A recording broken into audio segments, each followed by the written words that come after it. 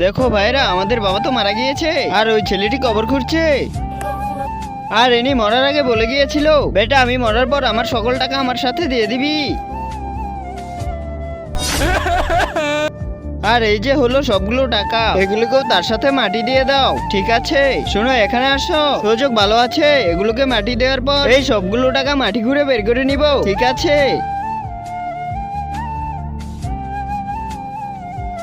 সবাই তো চলে গিয়েছে, চলো জলদি করে টাকাগুলো বের করে নি।